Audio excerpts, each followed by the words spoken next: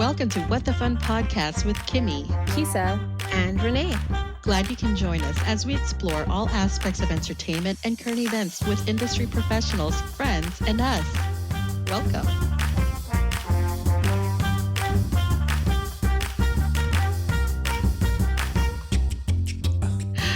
Well, here we are, our first podcast episode. I can't believe it's finally here. Yay! We're doing it.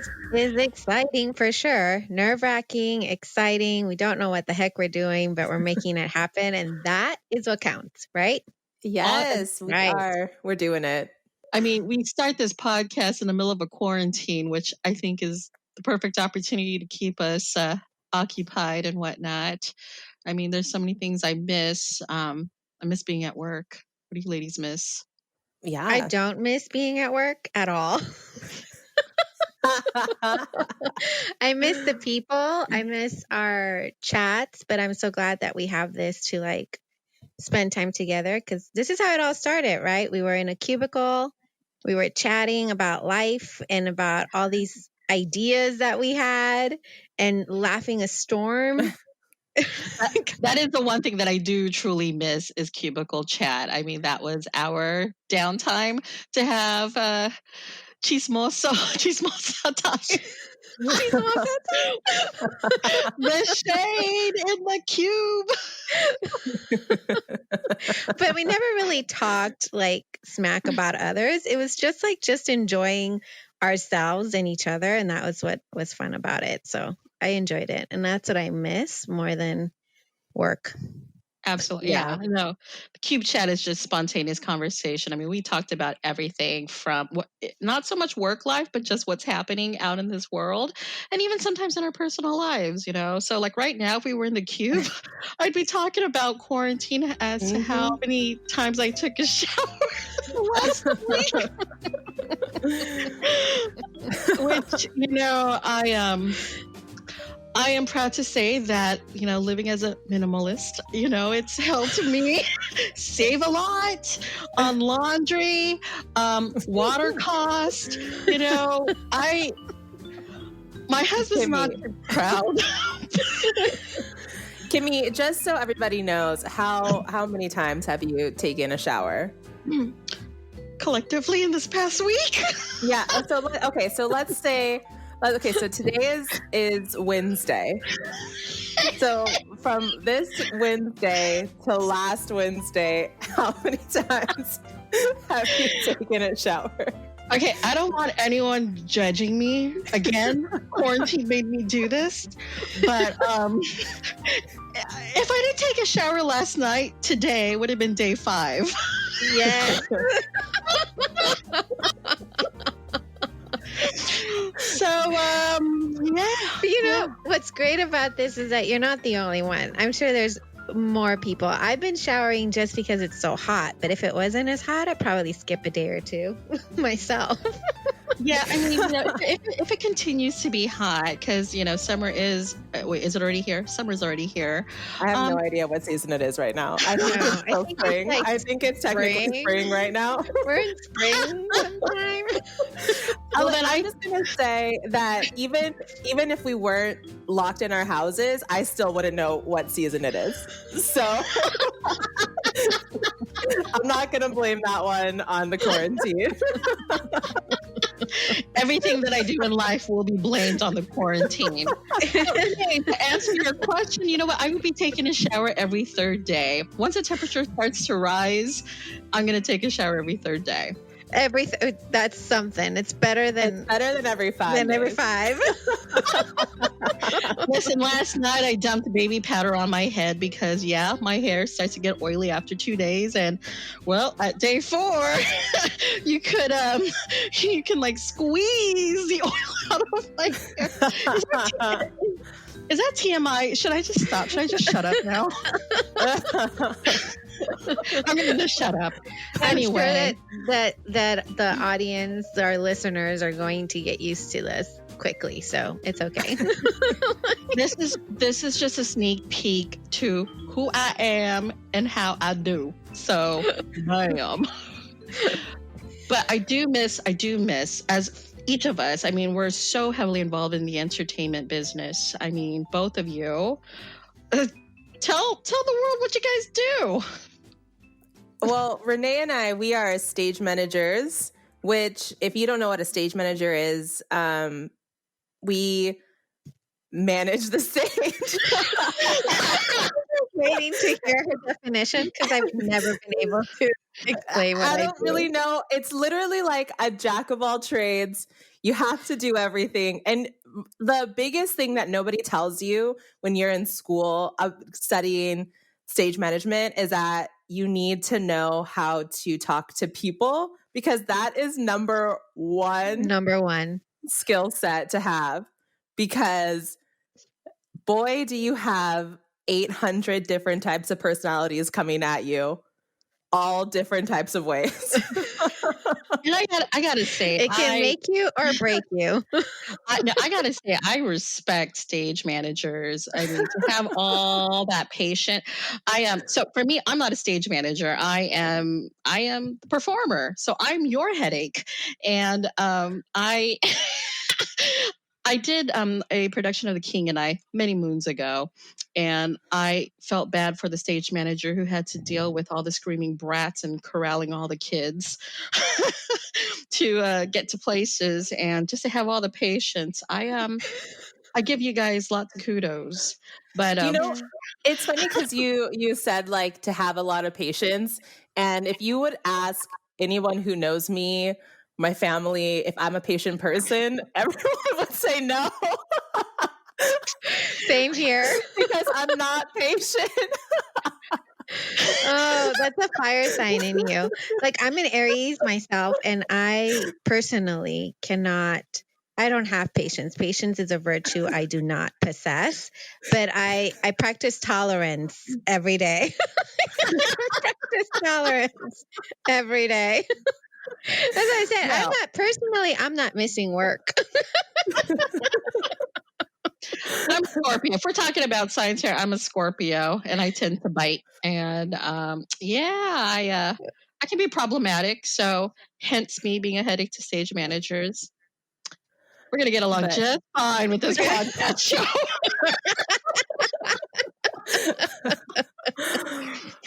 Just fine. oh man. Oh my gosh. You know, I do miss live entertainment though. I do miss being on stage. Especially now with everyone staying at home. I wish I was with my improv troupe. You know, we spontaneous, fun, spontaneous action, acting, and just entertaining the audience. And now we've been sequestered at home with Yeah. too And much. I think that after talking all this mess about managing people, I do miss, putting on a good show. I think that's Yeah. why I love stage management, and I don't know about you guys, but like the reason why I like stage management is because you have your hands in everyone's bucket, which is a good and a bad thing. But it makes it all worth it at the end because no one can do the show without you. You better believe Exactly. that. Oh, many people believe that they can. And they come to the quick realization that they cannot. So that's what's so great about it. I personally, I joke. I know that I'm kidding when I say like I don't miss work. I do miss the people. That's the part that I love the most. And putting on a good show and watching it happen in life, like when you're calling the show and you're seeing it come to life and you're seeing it, it's just amazing. And then even when you're not calling the show and you're walking by and you're watching or you're hearing the music or whatever it is, or you're going to a good venue and watching a great concert or something like that, and all of that is it's sad to not see it happening, but I'm glad that we are still making it happen, even if it's, through a virtual avenue. Yeah. And I think one of the positives, because I know everybody doesn't like the quarantine. I miss my routines as well of being able to go outside. But I think one of the positive things that have come out of it is that we've seen a lot of people in the Broadway community start putting on a ton of live streams. All of a sudden, everyone's a streamer and figuring out how to put their product on the internet to let people watch it and see it. And Andrew Lloyd Webber has something that comes out every single week where one of his shows, or this past week it was a benefit, where it gets put on YouTube and is up on YouTube for 48 hours and people can watch it. And yes. 2 weeks ago, they did a lot of the big Broadway stars did a 90th birthday celebration for Stephen Sondheim, which is incredible. 2.5 hours of great people singing some of the best songs from Broadway. It's amazing. And normal and in real life, they were planning on doing a celebration in New York, on Broadway, and we wouldn't have been able to see that. We would have seen it maybe a year from now when it gets released on some PBS special. But we got to see it right then when they wanted to put on a celebration for him, which is amazing. Yeah. Bless so great. Bless the technology. Yeah, no, bless technology for making that happen. I mean, we get to, even though our scenery is not pretty in the back, it's, I love that it's so organic and still sticking true to the art. Yes. So that's what I'm excited about with this podcast, is that we get the opportunity to interview and get to sit down and talk with these people that are making it work, that are bringing live entertainment to people's homes virtually and beyond that. And obviously, we're not going to just talk to folks that are doing that, but that's a main thing that's happening nowadays. And our first guest, Jason Daunter, who has spent the last 15 years working professionally on the road and in New York on Broadway as a production stage manager, is going to be our first guest, which I'm really excited about. Yay! Yeah. He has a very extensive resume. The last thing he worked on Broadway was To Kill a Mockingbird, starring Jeff Daniels. He's also done Cyrano de Bergerac, starring Kevin Kline, and Wicked, and he toured with Wicked. Oh, my favorite musical. I love Wiki.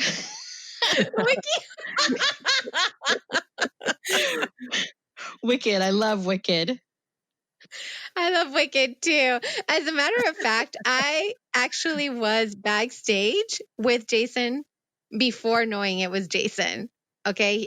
I did like a shadow, and I shadowed him, and I stood next to him. And then when I saw him again, when he moved to California, I didn't know it was him. And eventually I started putting 2 and 2 together and was like, wait a minute, I know this guy. So small world. But anyway, now he's here. He's in California, and he's got his own production company called Projects with Jason. And it's going to be exciting getting to know a little bit more about what he does and who he is and what magic he's making happen. Yay! Oh my goodness! Yay! Excited! Welcome, Jason. So excited! Welcome, Jason.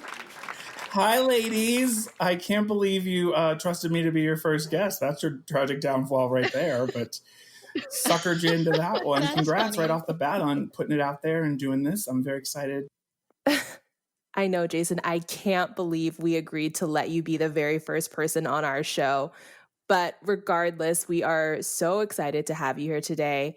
I know that you've been working really hard on Projects with Jason, which pairs up high school students with working professionals in the industry. Do you want to tell us a little bit about Projects with Jason? Yeah. So, Projects with Jason is the company name. And, I sometimes, depending on the day, I'm the Jason in the title or I'm not the Jason in the title. Just depending. But it's been a joke for a long time about just friends of mine in the city would say, oh, it's a Project with Jason. Because I would call and say, hey, I've got a gig. Do you want to come play? Do you want to do this? Do you want to do that? And you never really know what it was. And these opportunities that I always talk about too, like present themselves out of nowhere sometimes. And so these opportunities would present themselves, and I always wanted to be around my friends. A, I knew they could deliver. B, they were fun to be around. Right. And they just became these things that it wasn't about the money necessarily. It was about the collaboration and getting to do the passion that we loved. And some of them were in corporate America at the time and got to come back to theater or whatever it was. And so when this whole pandemic thing started, and I was getting close with a couple of high schools out here because my background with educational theater and, giving back and paying it forward, as I say, they were getting all their shows canceled before schools really shut down. And so a school out here in Orange County that I gotten close with had their Broadway night canceled. And so the great work that Seth Rudetsky and James Wesley were doing with the Actors Fund in New York, doing 2 shows a day to raise money virtually. I was watching those, and they had mentioned this, online program you could use to stream. So I sort of started thinking about it and went back to the teacher and said, hey, what if we stream Broadway night? And, of course, she was overwhelmed, as many of the teachers across the country right now are, because they've had to go to, online learning and learning all this new stuff for themselves just in order to keep their classes up. She said, I can't really, do anything extra. And I said, you don't have to. I'll figure it out. And so it was sort of, I knew I could do it by myself if I had to. But ultimately, when show night came, I didn't have to. I had 2 friends that helped, and we made it work. And it was sort of, very contained. And I look back on it, and it was great. We had, production values from day one. Went to my musical supervisor, Jason Yarko, in New York, and said, can you write me a theme? Will you record some tracks if we need them? Then the phone started ringing. It was everybody who's been with me on projects for the past 15 years and longer, and said, we want to get involved. How can we get involved? And I'll look into this. I'll look into that. And so we have about 15 on the Projects with Jason team right now. That it's a collective and a collaborative where it's you have your area of expertise that you bring something to the table of, but in production meetings, everybody comments on different areas. And it's how we've also done benefits through the years. We've averaged about 2 shows a week, and we're launching a new series called Tech Table. So Friday nights are our signature show, which is called Virtual Cabaret, which takes high school kids across the country, allows them to sing a song. We've had a tap dance now, perform something they want to perform, and then puts a professional performer on the show as well too, and focuses also on the educational side of it. So we have a teacher, teacher usually of the program that's being represented, or teachers come on at the top and they talk a little bit about the program. Then the professional's able to relate with the kids and tell them their stories of education. And one of the great things about it is because we are virtual, find lemons, make lemonade, that whole thing. We can bring in teachers from across the country. So Laurel Harris, who was on Friday night, was in New York. Her teacher from high school was in North Carolina. We could bring all of them together in that moment and have the teacher and the student, the former student, together. And it just makes for a great moment that we wouldn't be able to do with budget constraints and such if we were, playing a legitimate proscenium theater. Wow, that's wonderful. So what other projects do you guys have lined up with Projects with Jason? Then we have Artists in Conversation, which launched with Kevin Kline, and we've had Sam Harris and Cheetah Rivera, which is a more intimate, in-depth look at the artists themselves and hearing them talk about their full journey from where they started to where they are now and what society deems successful, whatever that word means. And we also have a student component in that show as well, which we varies per show. So with Kevin, they perform Shakespearean monologues, and he coached them. Sam Harris gave an amazing masterclass that just sort of worked with 4 ladies. And then Cheetah's show was a celebration of Cheetah Rivera, where we had high school kids from all across the country performing her iconic material, which I think possibly could be the first time anything like that has happened. Because typically if you tribute other Broadway stars, it's Broadway stars tributing their friends, which is great. But this really put a hook in it that we were asking these kids to learn and perform her signature numbers, all the way down to a brother and sister duo out here in California did Dance at the Gym and Mambo from West Side Story, and it was shot in their driveway with social distancing. I drove out and we sort of directed it from a distance and just, reinventing. These kids are so brave to sort of put this out there on the internet, and it's very different, but it's otherwise you're playing to a green dot, and you don't know what's out there. And so to have them put it out there.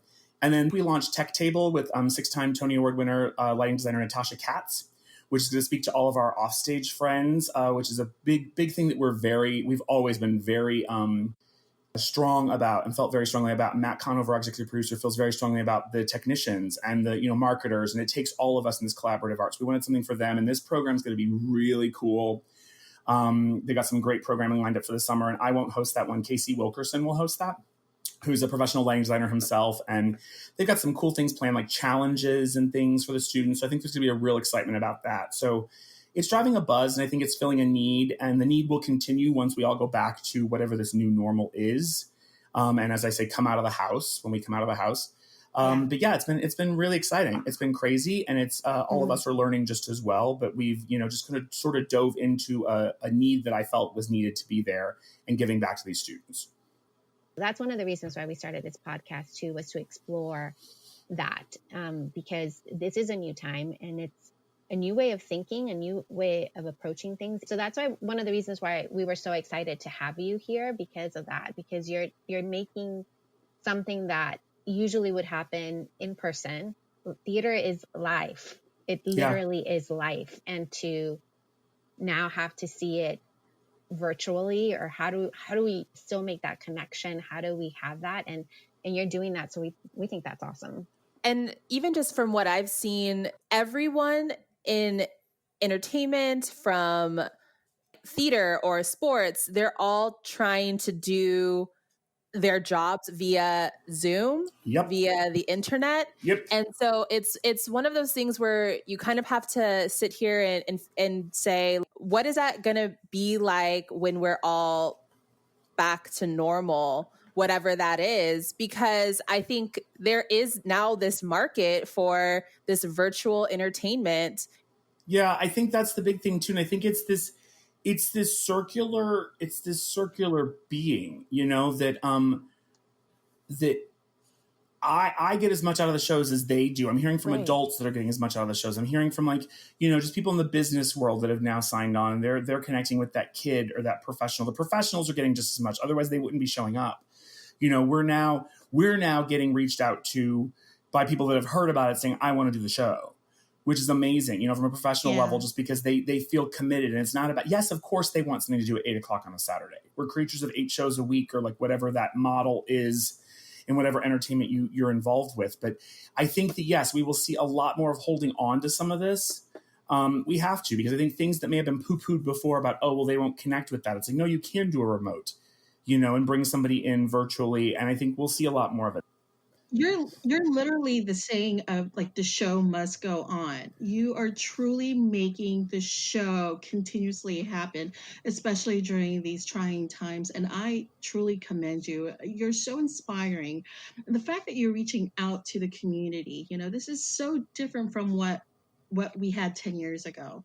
And let's just say, hypothetically speaking, 10 years from now, heaven forbid, but if we were to go through another type of crisis here, seeing how much entertainment's evolved just through your project, which is so fucking amazing. Excuse my language, but I forgot we can say that. Yeah, fucking A.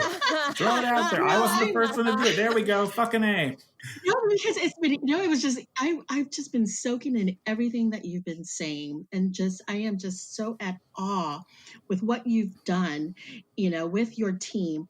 And so, going back to what I wanted to ask is, heaven forbid, but 10 years from now, should we go through another crisis of some sort, how do you see the next evolution of entertainment happening? I mean, given that we have the technology right now to do FaceTime and to continue bringing the show to everyone's home, how do you think we could evolve even more from that? It'll be some hybrid.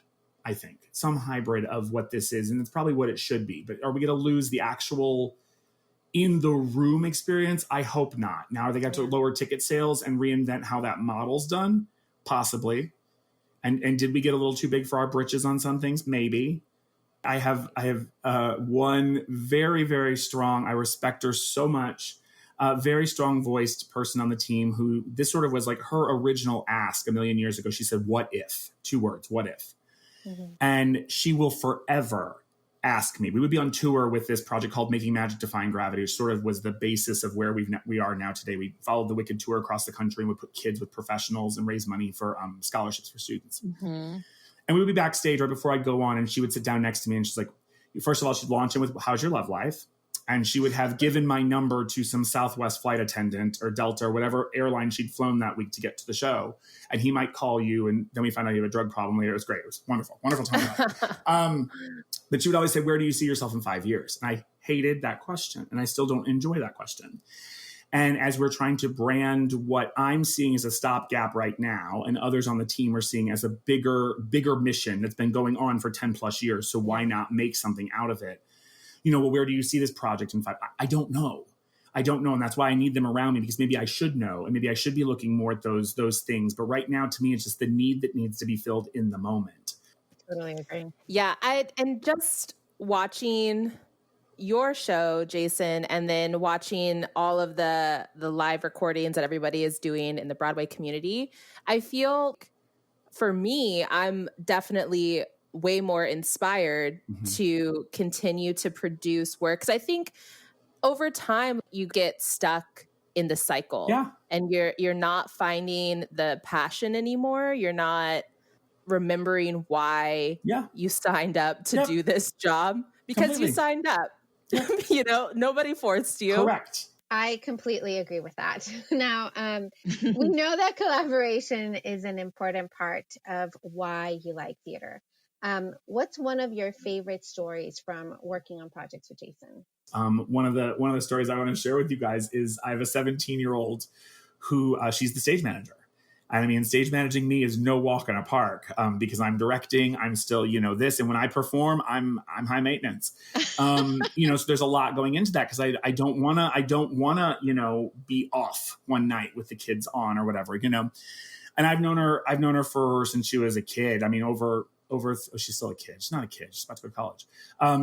But 12, 13, at least, no, even longer than that, probably like 9, like over 10 years. So, I've seen her grow up, and we have just like this brother-sister relationship, but we put in this new opening. So now there's like a whole pre-recorded thing on the show at the top. That's like about 4 minutes or something. So I'm not on right away at the beginning of every show. And we're always usually right up to the minute. We're setting up Studio 2, right? You got to put Studio 2 together. So the curtain has to be hung and all that. So there's lots going on. And then I'm getting ready for the show. And so I had not, put like my show shirt on yet one night. And she was like, the show is starting. And she was like very like nerved up. And so I was like, okay, I'll be there. And so afterwards that night, she's like, you have to be dressed when the show starts. And I was like, that's not going to happen. I was like, I sweat like some sort of farm animal during the show. So I'm like, I don't like to, be that hot. And she goes, well, she literally looked at me and was like, you will be dressed or I'll hit end stream, end the live, and basically take your show off the air. And I was like, excuse me? And we had this like standoff. I'm literally a 39-year-old man standing off with a 17-year-old. And I was like, blackmail.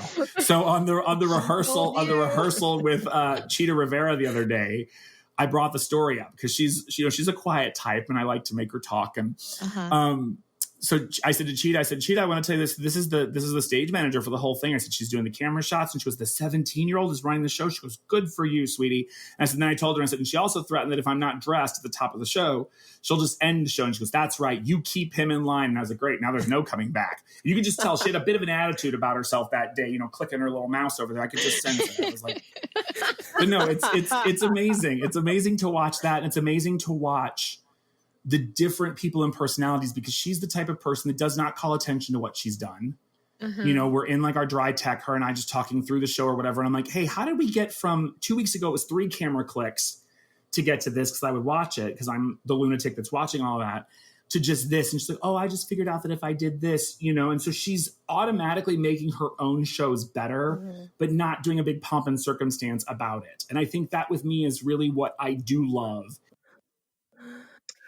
Okay, so Jason, I think I want to segue into something that you talked about called the mass dating. Oh, Jesus. Do you want to tell us what the mass dating is all about? It's part of the times. Yes, it is part of the times. I just came to this realization that whether it's quarantine or what, you only see, and like also out here in California, like everybody's pretty much married with kids. Like, I mean, it seems like a very small demographic that like, is still going down to the fishing pool. I know, Renee, you and I are destined to be together. I think we're the most committed relationship I've had recently. But, whereas New York, it's like I don't know if they're too picky or I don't know what or we also just have so much more going on with shows and stuff. Here you've got these 2 consecutive days off a week, which most of the country has had. And I'm just now learning about. But you start getting into that whole like, oh, maybe I do want something to do, right? So desperate times. I'm going to the grocery store and I've got my mask on, which I hate. That's a whole nother show in itself. It makes me feel confined and anxious, and I do not like it. But I'm looking around and I'm like, what is going on today? They are all like lookers in here. Albertsons is on point, right? Like, but you can only really see them from like, the nose down because they have their mask on. So it could be the Elephant Man under there for all I know. But I was just literally like, this could be a whole new thing, like masked dating. Like, you know what I mean? Like, you just have these people that like, it's two people, or I think there's a whole idea with Inside the Voice. This one's going to totally get stolen. I think there's an idea with Inside the Voice that you people that come on a show and you've got like 4 judges that are in chairs and they're, whatever. And they come out and they either like play a saxophone or they recite Shakespeare, or maybe they tap dance or they sing. And if you spin your chair around, you have to have sex with them right then and there.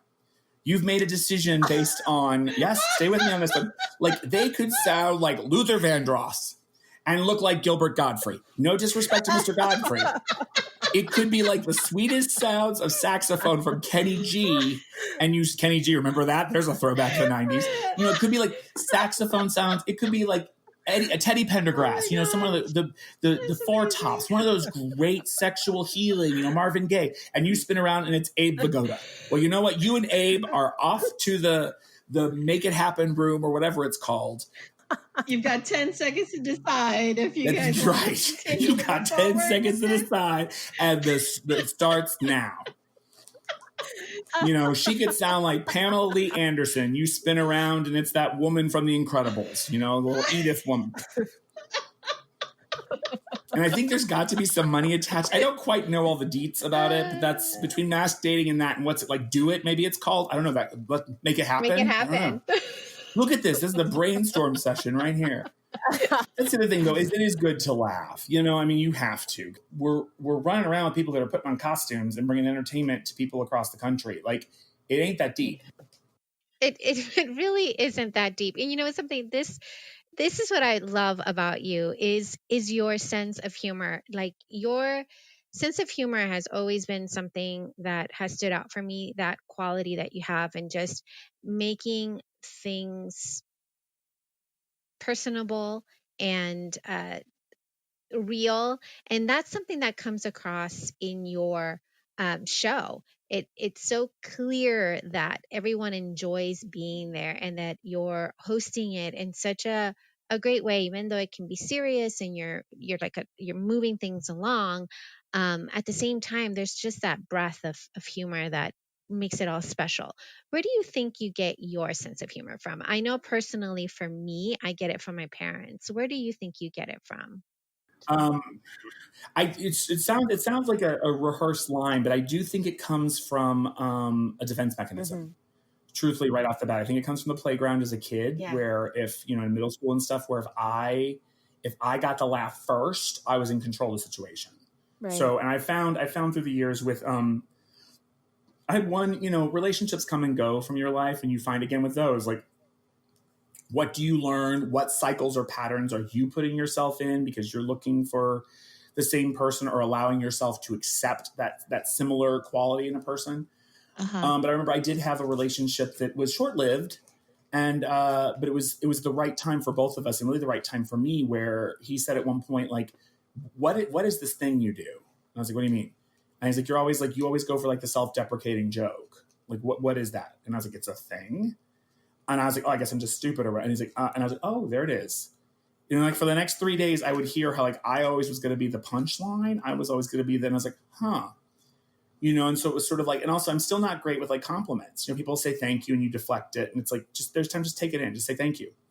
Everybody worked really hard or put it on someone else. But I think it definitely goes back to a defense mechanism that I found, whether I knew it or not, that if I got the laugh, it felt like I was in control of the situation. So I think that's where it comes from. Now I think it's just, I'm just off my rocker and I have no filter. So something that you started talking about was moving down here and then starting this new job. What was the catalyst for that? Like, I know you mentioned the people, but you were leaving a very reputable career behind. The steam train was going. The steam train was definitely going, and the money was the highest you can get in this business. But it was a minute of I just finally said, I don't want to do this anymore. Yeah. It was more about the bigger picture of I didn't feel like I was at my best. You talk about differences. I think right now what's interesting is like I'm very torn with not being in New York City. Mm-hmm. I know there's a reason I'm out here and I'm, safer right now, but it's a city that I'm very close to. It's a city that's hurting really bad right now. Somebody said they're the asshole of the problem. Like, who's going to want to travel there after this is over? Because they were sort of the epicenter. And I think what's interesting is being out here now, it's like each state is sort of dealing with their state, knowing the information on their state, which they're not wrong to do. But until you've lived in those different lifestyles, different places, you don't know what it's like. I can see the sunshine every day. I can step outside and it's 80 degrees. My apartment had one window in New York and it's about the size of the bedroom I'm living in here. So, you know, people are up against a very different demographic. So I think there was, I come out here 2 years ago and done a short stint. And again, I love the people. That's not bullshit at all. I just really connected with this group of people on some sort of level that was, I guess it was just, I saw them for who they really were and they saw me for who I was. So I was finally like, I got to take some time for me. I was missing my niece and nephew were growing up and I didn't know who they were. And I went home the day I left the city to go home to St. Louis. My niece's birthday was the next day. And I went and surprised her. And she literally said, how many hours do I get you for this trip? And I was like, and there it is. You know, there's that answer. So it was about that. And so we started talking, you know, dialogue out here. Was there something possible? Was there an issue? I was very concerned as to what the team thought. And if people were like in the headspace of, oh, this would be great or this wouldn't, because I don't care if like the company thought it was good. If that team and the people I was going to have to work closely with weren't on board with it, then what was the point? Right. Because I was going to move out here without a social circle and to think that like, then I'd have to go to work with people that, you know, and so I did it. I, you know, bought a car for the first time and moved across the country. And, you know, maybe I'm not hiding behind a project like I used to. And I think the biggest thing that I've done in the last year that I'm most proud of is that I finally realized to myself that a project does not define me. For years, it was always, what is that label? I don't think I was ever happy just being Jason. It was like, oh, it's Broadway's Jason. Oh, it's Wicked's Jason. Oh, it's gay Jason. That was the concern with coming out. It's just Jason. And I think that truthfully at this job, I have come in as just Jason since day one. But I also think that I've been really impressed with people that I didn't know if I connected with or I respected. Then they would reach out and it's been authentic. I think it's great that you're able to come out here to California and be you. Just getting to know you in this short time, you truly seem so amazing. So moving out here, what have you been up to? What are some of the stuff you've been doing out here in California? Because I mean, for me, I'm born and raised. I'm born and raised out here, and so I enjoy the food, especially in San Diego. We've got lots of great Mexican food, and that's the one thing that I live for here is being a foodie. It's not even food. I love driving. I like getting back to driving. I'm currently now when we're working, it's like about a 30-minute. I love the commute. I'm a nerd because like, I guess apparently since like the late 80s, no one's listened to radio stations, but I still listen to radio stations. I don't listen to podcasts. I'm going to now because this is like the first one I've ever been on and first one I've ever listened to. I have found that on my drives, because we're a 3-hour difference. Again, it's the make lemons, make lemonade thing that sounds like I'm just always kind of trying to find a positive. But because we're a 3-hour time difference, I'm able to connect with friends. Those were my times of drives to work.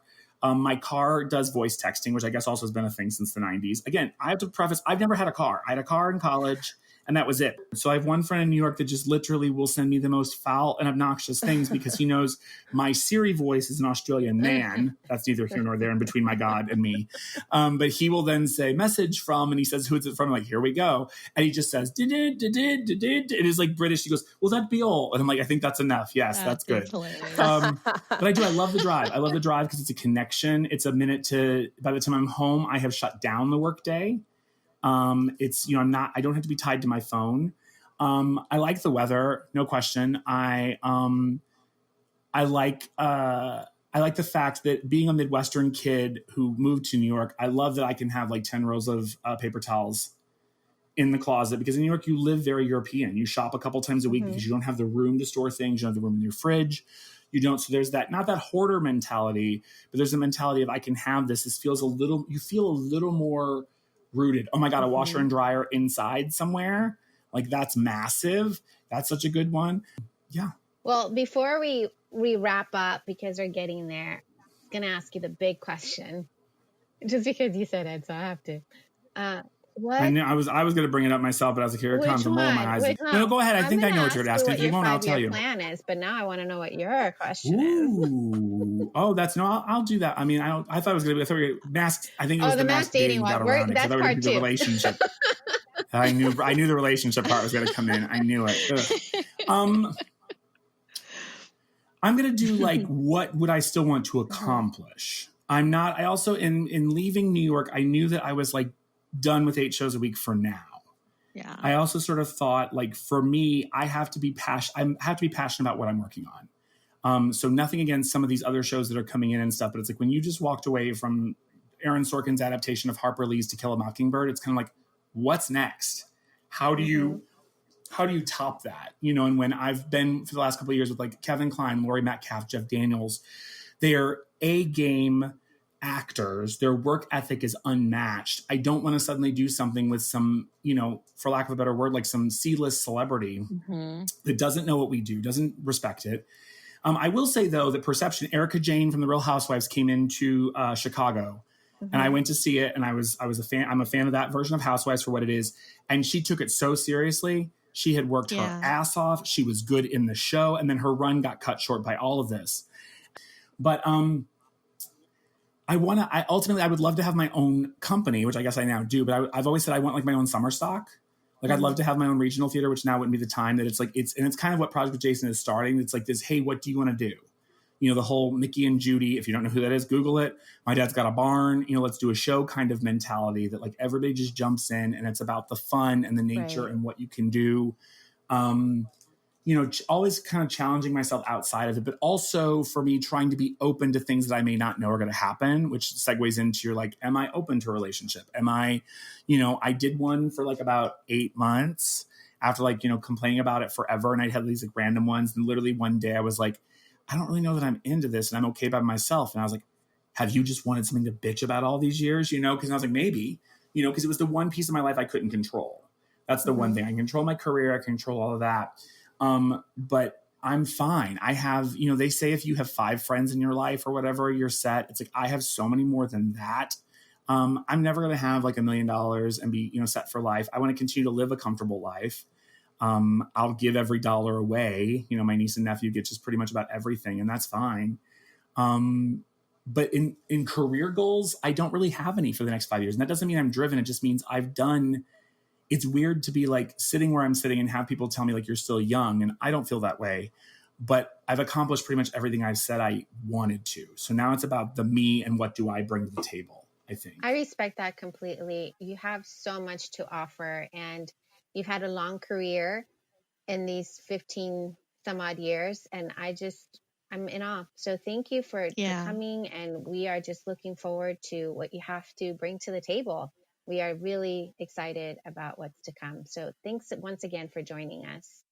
Yeah, thank you so much, Jason. It's been so much fun having you on our very first episode of our podcast. Thanks, y'all. Congrats, ladies. I was happy to be here. Congrats on challenging yourself to learn something new, having a voice, giving yourself that, even if it's just for you artistically, that you feel a little more fulfilled. Thank you so much for being here on our show. We truly appreciate you joining us today. For more information on Projects with Jason, you can follow him at Projects with Jason on Twitter, Facebook, Instagram, and YouTube. And if you'd like to check out his live stream, you can watch him live on Facebook and YouTube. And we want to hear from you guys, so feel free to ask us questions at Kiki Productions on Facebook and Instagram.